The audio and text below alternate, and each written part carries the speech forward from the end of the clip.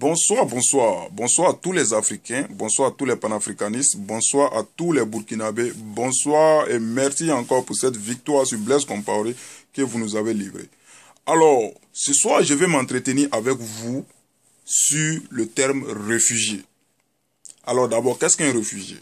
Un réfugié, c'est quelqu'un qui quitte son pays ou sa patrie ou encore son village pour aller ailleurs, pour trouver une vie meilleure.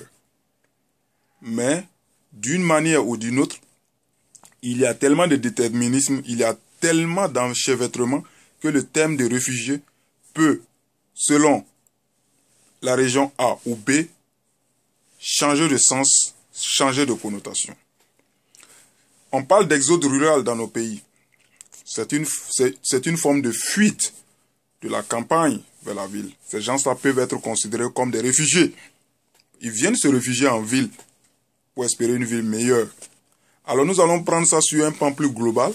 Un réfugié, c'est quelqu'un qui quitte son pays pour aller vers un autre pays où il se sent mieux, où il espère réaliser ses rêves.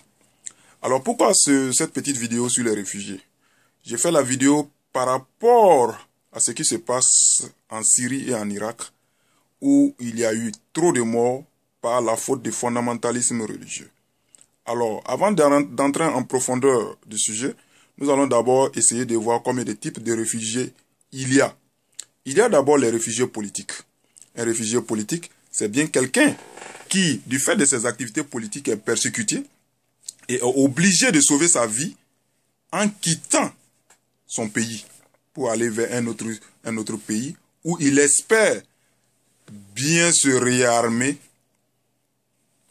sur le plan idéologique et revenir.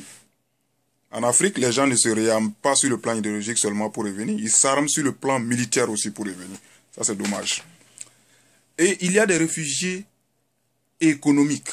En fait, ce sont des gens dont les pays n'ont pas les ressources nécessaires pour les faire espérer, pour leur donner une vie décente, à même de réaliser leurs rêves. Donc, qu'est-ce qu'ils font? Ils quittent leur pays pour aller vers des pays qui leur donneront quand même cet espoir. Nous prendrons la plupart des Africains, la plupart, j'ai dit, des Africains dans l'Hexagone.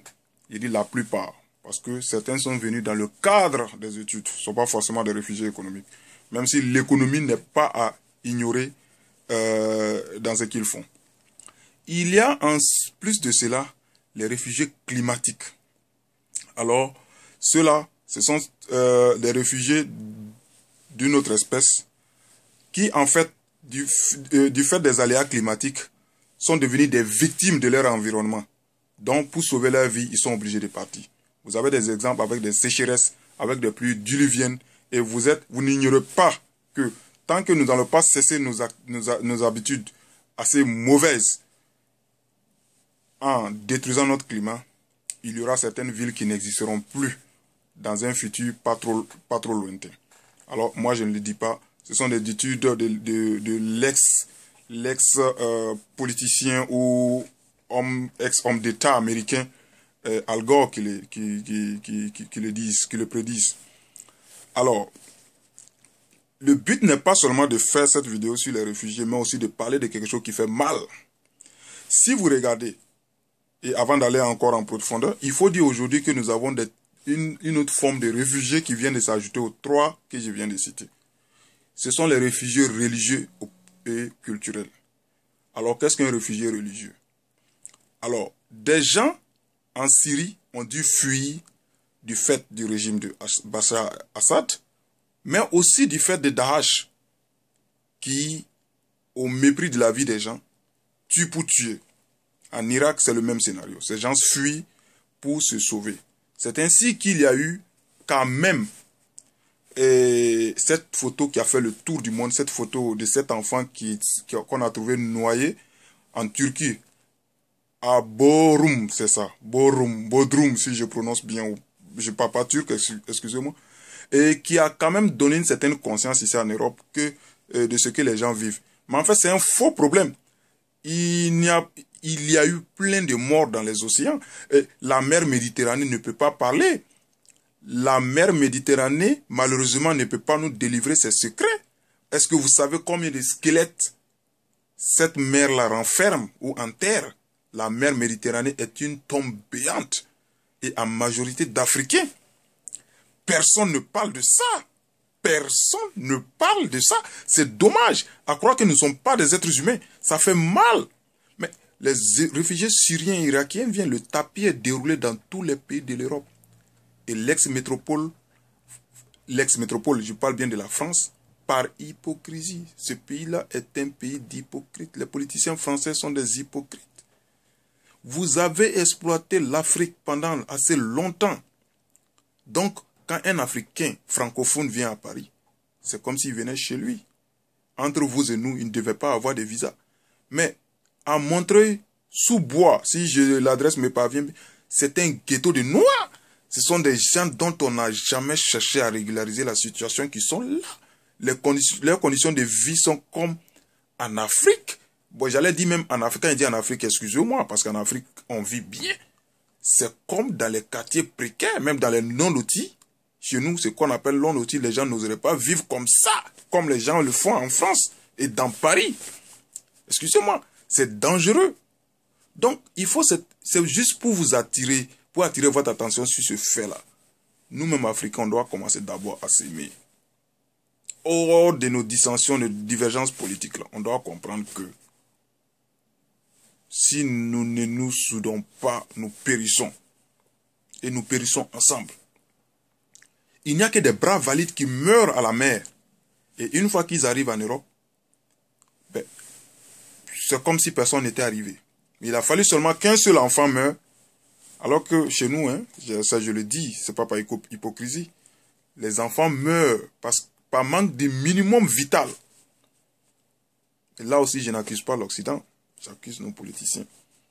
S'il faut prendre des milliards pour injecter dans des campagnes politiques de merde, excusez-moi le terme, pendant que des enfants meurent, s'il faut prendre des milliards pour payer des tablettes, pour partager aux jeunes, pendant que les malades souffrent à l'hôpital par manque de kits, s'il faut prendre des milliards pour satisfaire à des caprices, pendant que des enfants sont là, n'ont pas les moyens pour aller à l'école. Et quand vous dites que vous allez construire des routes et des écoles, quand vous dites que vous allez faire ceci, c'est quoi? Tout ça, ça rime à l'homme, tout ça, ça rime à l'avenir. Alors pourquoi ceux qui doivent faire l'avenir, là, vous ne les financez pas? Il faut les financer. C'est ça. La bonne politique, là, c'est celle-là qui prévoit le futur en agissant dans le présent. La bonne politique, c'est pas le fauteuil politique ou le fauteuil à l'Assemblée nationale qui fait de vous un politicien. C'est pas ça un politicien. Donc, Africains, réveillons-nous.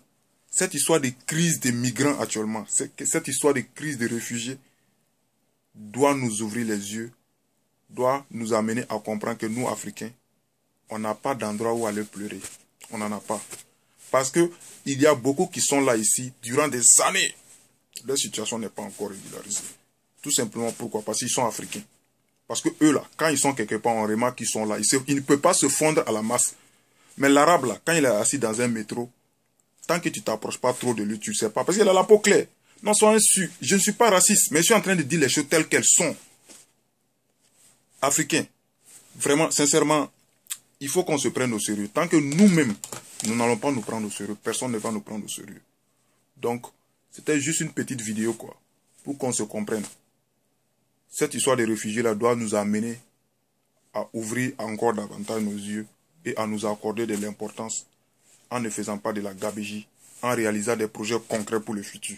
C'est à ce seul prix-là que nous allons sortir de l'auberge. Sinon, les magouilles politiciennes, les magouilles de politiciens ne pourront jamais nous amener à sortir. Chacun, là où qu'il soit, s'il peut générer des emplois, qu'il génère, c'est pas la peine d'aller déposer des milliards dans des comptes. Cela ne fera pas de vous des immortels. Vous allez mourir, et le jour où vous allez mourir, vous n'allez pas mourir avec votre argent. C'est à ce titre-là qu'on est africain. Regardez Thomas Sankara. Il a vécu un homme libre, il est mort pauvre. Mais il n'est pas mort pauvre parce que ses œuvres ont pris, sa mayonnaise a pris. Et aujourd'hui, nous avons les résultats. Sur ce, je vous laisse et j'espère qu'il y aura un changement de mentalité bientôt pour que l'Afrique se ressaisisse. Cette histoire des réfugiés a fini par montrer que l'homme noir même n'est pas quelqu'un. Voilà. On ne nous accorde pas de la valeur. Nous-mêmes, nous ne nous accordons pas de la valeur. Donc c'est ça, quoi. En fait, c'était ça. Merci de m'avoir suivi et à la prochaine vidéo, quoi.